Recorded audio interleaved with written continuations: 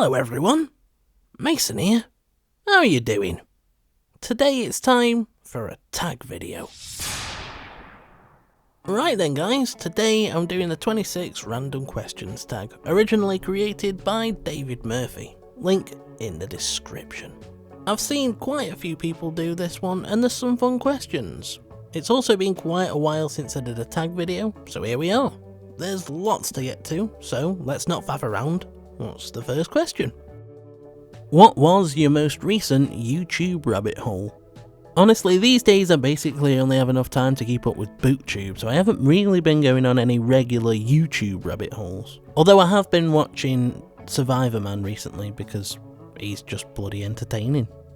I would say that right now my rabbit hole is the Bleeding Ground. It's taking up a lot of my mental space, so most of the things that I've been looking into have been research to help me write better. I've been trying to get tips on world building from people like Jenna Marassi and my mate Zach Pieper. Been looking into authentic clothing and oh my god, names. I'm not kidding, I must have spent at least a few hours on Google recently trying to name one character in particular. I just haven't found a name that suits her yet. It's driving me insane and I want to smash my phone. What song is currently stuck in your head? There's actually two of them. The first one is 16 Tons by Jeff Castellucci. I think that's how his name's pronounced, but if I got it wrong, he's most likely not going to watch this video, so who cares? You're about to get a quick glimpse into how bizarre my mind can be. As I mentioned recently, I've been doing a lot of walking over the last few months, 450 miles since the end of January if you're one of the people that actually cares. Probably more by the time this video comes out. One of the regular routes I've been taking is along the canals that run through the city where I live. Jeff Castellucci actually has an incredible range and he can hit these super deep notes that make it feel like your bones are about to crumble into dust. 16 Tons is actually a cover of an old mining song, but whenever it comes on whilst I'm walking along the canals, I just can't help but picture the mules that used to pull the barges singing it. The song itself is mega catchy and the mental image is both hilarious and cute. The second one is Goliath by Dream Cave, a song that I used in A Symphony of Screams, which is volume 3 in the Bleeding Ground. I wrote an action scene for that volume, and it's the first action scene I've ever written, so I was actually quite proud of it, but also quite pumped up by it. Despite being blind, I'm actually quite a visual reader. I find it easy to visualise the scene that I'm reading, and that's translated over to the way that I write. I've always been fascinated by soundtracks and the way that a particular song can elevate a scene. Goliath has these pounding drums and heroic swelling brass. Whilst I was proud of the way that I wrote the scene, Goliath helped to bring it to life and gave it this epic cinematic feeling that made me so happy. I just loved it. It's been stuck in my head ever since, on and off. What kind of music do you listen to most? I don't know. I guess the answer is catchy music. There's not really a genre that I listen to most. I've got quite a varied Spotify, to be honest, everything from rap to classical, epic instrumentals, metal, folk, songs from musicals, spoken word poetry and dance music. I guess a fair amount of the stuff that I listen to would probably come under the rock umbrella, but I kinda hate rock as a term because it's way too broad. Yeah, I just like anything that's a bit catchy and gets stuck in my head. What is something that you need to get better at? 100% the answer to this is decision making. I am chronically indecisive. God help me if I ever have to make a serious life choice because I can't even decide what I want for tea at night. Do I want this? Do I want that? What about this? What if I make the wrong decision? Just decide, Mason. God damn it. Do you set goals? What are your goals for this year? I know that I want to set goals for myself, I just can't decide what they should be. Seriously though, as a rule I tend to not set specific goals, they tend to just be general, like write more and walk more. Of course, because I'm recording, the bin men have chosen now to turn up, so I'm sorry if you can hear some mechanical rattling in the background, but I don't have time to sit around and wait for them to leave. Bloody bastards, I hate you! When was the last time you lost your temper? I hate this question. Honestly, I would love to lie to you and say that I can't think of one time that I've ever lost my temper. Don't get me wrong, for the most part, I am a fairly chilled person, and my anger / frustration tends to be a quiet seething / bitching to Lee about it. I'm not going to go into specifics, but in the interests of being honest, the last time I can remember properly losing my temper is a few years ago when I had a bit of an argument with one of my neighbours. I definitely could have stayed calmer in that situation, and I wish that I'd handled it better. Hindsight is a bitch. Do you swear too much? Do I? Well, I'm not gonna lie, I do like a good, well-placed swear word, but I don't think that I swear too much, especially not compared to some people, like the guy that walked past me the other day whilst I was sat on a park bench and dropped the F-bomb 3 times in the same sentence. At the end of the day, swearing has its time and place, and for the most part I think I use it for emphasis or comedic value. I don't think there's anything wrong with swearing, especially if you're doing it around the right people or to the correct audience. Do you spend too much money on shoes? For the most part, I will spend as little as possible on clothes. I just don't care as long as they're comfortable. For most of my life, I have bought the cheapest shoes that I can find. That was fine when I wasn't walking 50 miles a week, but as I learned in those first few weeks when my feet were constantly blistering, bargain bin shoes ain't gonna do it anymore. Eventually I was forced to go and buy myself a decent pair of shoes, which is funny because for most of you dedicated fitness people, you probably wouldn't think that 50 quid is that much to spend on a decent pair of shoes. But trust me, for me, that was painful. I felt physically sick. What is the worst book you've ever read? This is actually quite a hard question to answer because for the most part I am not afraid to DNF a book if I'm not enjoying it. I've said it before and I'll say it again, why don't you say it with me? If it makes you frown, put it down. Since I started this channel there are very few books that I hated and read to completion. I would probably say the worst is The Dinner Guest. I have nothing but negative memories of that, and it didn't even have any hilariously ridiculous parts like Target by Simon Koenig or The Marriage Pact by Michelle Richmond had. Are you a homebody, or are you more adventurous? Well, at the beginning of this year, I would have said that I hate the outside world because that's where all the scary badness lives. I would have told you that I prefer the comforting safety of my own flat. Now that I've been walking 8 miles a day, spending hours in the open air, in nature, I still hate the outside world. Alright, that's not fair, and it's also not accurate. I don't hate the outside world, I don't hate nature, I just hate people, and leaving the house generally means being around them. Let's be honest, people are the worst thing about the world. Nature's beautiful, people suck. There's also the problem that the weather's warming up, which means more insects, which means wasps, which means I have to spend the next 6 months in constant paralysing fear, which is lovely. Nope, I am a spiritual hobbit. I prefer the comforts of home and I'm okay without adventures, thank you very much. Having said that, one of the ways that I'm keeping walking fun for myself is by imagining that I'm walking to Mordor. Estimates online say that as the crow flies it's about 1800 miles from the Shire to Mordor, so this time next month I should be closing in on about a third of the way there. Yes, I'm a nerd, I know. Actually, a quick peek behind the scenes here, because it's taken me a few days to record this video. I'm now closer to the 470 mile mark, and I've just googled it. It's 458 from Hobbiton to Rivendell, so I've definitely made it to Rivendell. That is pretty bloody awesome. Do you take naps? Not voluntarily, no, but I do go through phases where I struggle to stay awake in the evening. I go through a cycle of nodding off and jolting awake until Lee tells me that this is happening and then I deny it. I'd absolutely love to blame it on my blindness. I'd love to say that being blind is like having your eyes closed all the time and that makes it difficult to stay awake when you're tired, but it also used to happen when I could still see. Have you ever been to Minnesota? The best state in the Union. Don't come for me, those are David's words, not mine. No, I haven't. I have never been to the United States of America because I've only left the UK once in my entire life when I went to Gran Canaria for my 18th birthday, which was now over 10 years ago. Time flies. I've only been to Scotland like twice when I went on holiday as a kid, but even then where I went was on the border region, so it might not even count depending on which side of the border it was on. Wales is a bit closer to where I live than Scotland is, so I've been there a little bit more, but still not loads, and I have never been to Ireland. Basically, right, I've barely left England. Have you ever tried to emulate somebody? I've talked about this before, but when I was a kid, Doctor Who was a huge influence on me. When Christopher Eccleston was the Doctor, leather jackets were fantastic, and when David Tennant was the Doctor, Converse and blazers were brilliant. I confess that I even bought a tweed jacket when Matt Smith was the Doctor. I don't know what I was thinking.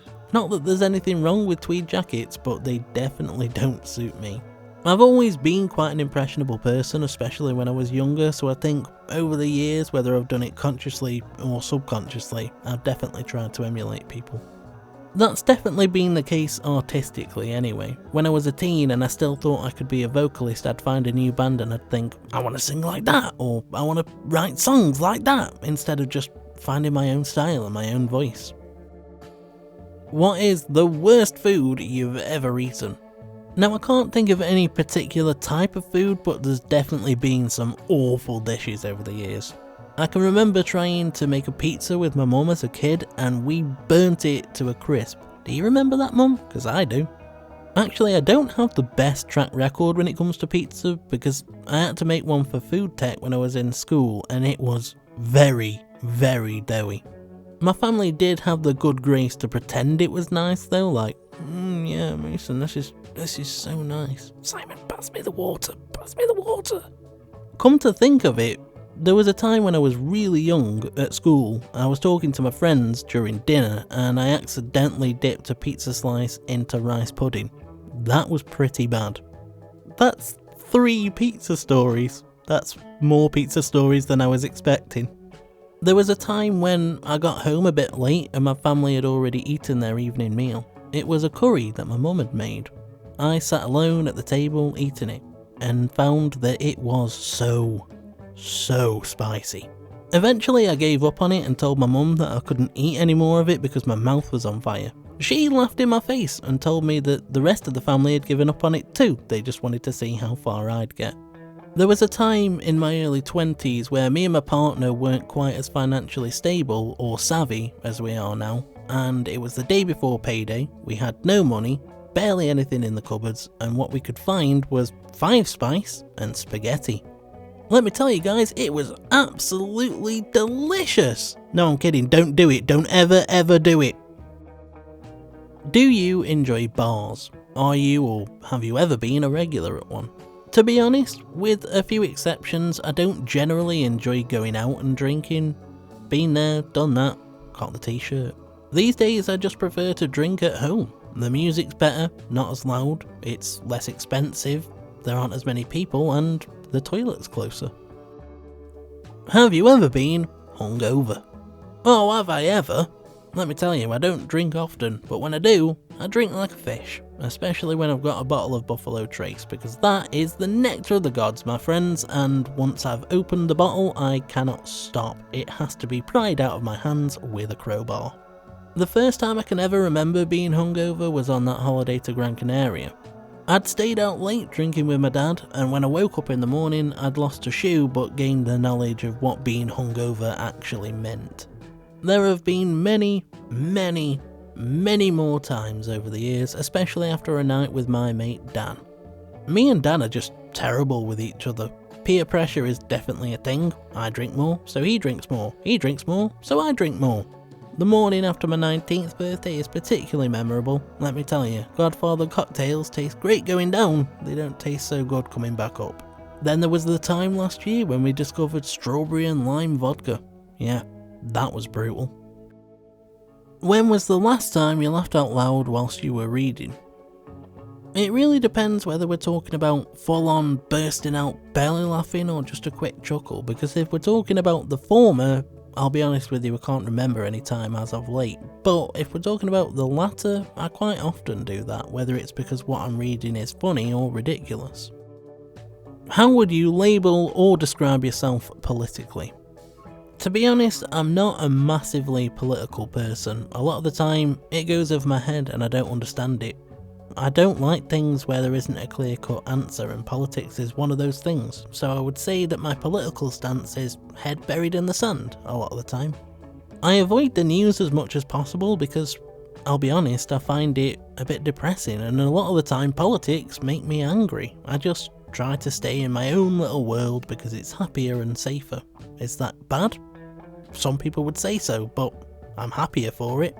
I have taken political compass tests in the past and I tend to come centre-left towards the bottom, whatever that means. I don't really understand. Basically, this is the way that I see the world. Be yourself, live your life, don't hurt people, and you're okay with me. What was the last movie you watched? I don't tend to watch that many movies, to be honest. I'm more of a TV show person. I just preferred that format. I like the way that the story has time to breathe and you can dip in and out as you please. If you want to binge it, you can. I'm going through a little bit of a dry patch when it comes to TV recently though. The last really good TV show I watched was the last series of Wentworth. The last movie I watched was The Matrix 4 when I went to see it at the cinema for my mum's birthday, and it was a huge disappointment if I'm being honest. It was just a generic action movie with a Matrix skin over it. It lacked the philosophical depth that the original trilogy had, and I just didn't enjoy it at all. Do you have kids? Do you want them? If you have them, give some advice. At the minute, no, I don't have any children, and there are no immediate plans to have them either. Sorry mum, if you want grandkids, you're just going to have to wait. Pester Aiden instead. I'm not going to say that I never want them, because who knows what the future holds, but it's not on the cards right now. Do you get along with your siblings? I have one little brother called Aiden. There's a 10-year age gap between us, so our lives are pretty different, but as he gets older, that age difference matters less and less. We get along pretty well, yeah. And it's always fun when we team up to take the piss out of our mum. You raised us this way, mother. You only have yourself to blame. What's a book that you have serious issues with, but love anyway? Honestly, I had to sit and think about this one for a while because there's not an immediate example that jumps out to me. After some serious consideration, I would say that the best example I can come up with is the Alex Rider series by Anthony Horowitz, because let's be honest, you've got to suspend your disbelief pretty bloody far to buy into that series. It's been a long time since I actually read the series, and don't get me wrong, when I read it as a teenager, I loved it. I thought it was ace, but teenage boy gets recruited as a spy? Come on. The actual premise itself is pretty ridiculous, but when you factor in all the situations he gets into and survives, as well as all the high-tech gadgets he gets to play with, it's so far beyond realistic, it may as well just be fantasy. I have the same issues with the Cherub series by Robert Muchamore, but come to think of it, that's probably worse, because rather than just one teenage boy, it's a whole organisation of orphan children that get deployed into highly dangerous undercover operations. What is your favourite theme to a movie or TV show? Unsurprisingly, when it comes to movies, my favourite soundtrack is The Lord of the Rings. I know it's an obvious one, but it wins hands down every time. I mean, come on, that soundtrack makes those films at least 30% better. They'd be amazing on their own, don't get me wrong, but when you factor in all the iconic music that just makes the scenes perfect, I can't imagine them any other way. When it comes to TV shows, I would say that my favourite theme is the one for Wentworth. I love that show so much, and the theme always got me pumped and ready for what was to come. They actually changed it for the last 2 seasons, and I was gutted. Do you like your job? If you switch careers, what would you do? Do I like my job? No, I love it. Let me tell you, being a race car driver has been my dream since I was a small boy, and I wouldn't change it for the world. There's just nothing like standing there, with my eyes closed, taking a deep whiff of the petrol fumes, hearing the cheering of the rabid fans, sitting behind the wheel, stamping on the pedal and ramming my opponents off the track. It's just so much fun. I'm just kidding, I'm not a race car driver. For whatever reason, they don't let blind people drive cars, and I just don't get why. There was actually a time in school, I think it was in a geography lesson, where the teacher asked us all what our dream careers would be. Everyone was giving these serious answers, and then I told them that I wanted to be a pilot. The utter silence that fell over the classroom was golden, and I played it completely straight, like I just didn't get why they didn't think I could fly a plane. See, I'm telling you, I'm a man-child. My humour hasn't changed since I was like 14. What's something you love about the city you live in? Well, I'd say the best thing is that nobody wants to come here, so we don't get tourists. Seriously though, a lot of people, especially those from outside the UK, haven't even heard of my hometown, so as much as that was a joke, we actually don't get tourists, which is lovely. It's a bit of a melting pot really, pretty multicultural. Not on the same scale as one of the larger cities, but still a pretty decent mix of cultures. I like that although it's a city, it's not too big and it doesn't take that long to get out into the countryside, so you've got this mesh of urban and rural right next to each other. I think my favourite thing is the history though. It's pretty fascinating to learn about, and the city's this proper mix of old and new, so there's history wherever you go. I like taking a walk along the canals and picturing what it would have been like with the bottle kilns firing, barges bringing in supplies and taking away pottery. Something that I find quite cool is that there's loads of tunnels along the canals, and when you walk underneath them you can run your hands along the wall and feel all these grooves where the ropes that pulled the barges have worn the stone away. For somebody like me who can't actually look at the bottle kilns and the architecture, those grooves are a nice tactile bit of history. Who is your celebrity crush? There is one person that springs to mind. He's not a celebrity, so I'm not sure that it counts, but I would say my biggest crush is the man in the mirror. It's alright, chill out, I'm not being conceited. I can't see the man in the mirror and I don't remember what he looks like. I don't really have any answers for this. I don't have any celebrity crushes, to be honest. The closest thing I can think of is a musician called Nomi, and even then it's not a romantic crush, it's more of a crush in admiration. Nomi's just awesome. He's punk.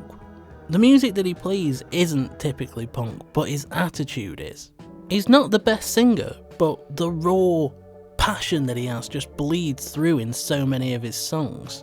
He plays all of his music himself, and he doesn't do live shows because he's not interested in fame, he just wants to play music.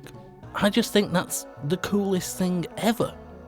I don't know, for the most part, it's personality that makes me find people attractive, and you don't get to know celebrities' personalities, so I don't have their looks, I don't have their personality, what more do I have to go on? Their voice? Who has an attractive voice? Other than me, of course.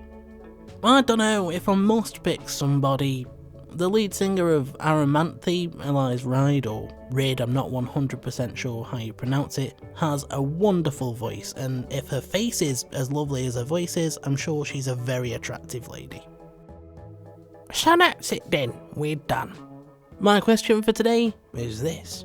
Would you rather that you were unable to talk to somebody anytime you found them attractive, or have people be unable to talk to you anytime they found you attractive? If you've enjoyed this video, the like and subscribe buttons are just sitting there, waiting to be pressed.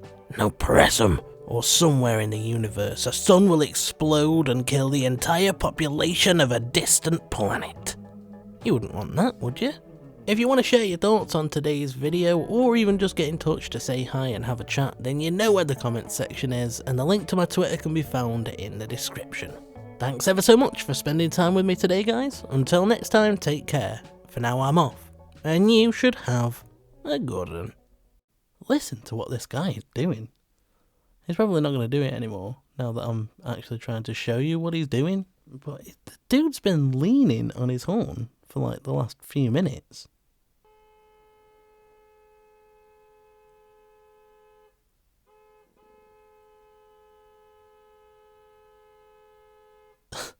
What is going on? Why is he doing that?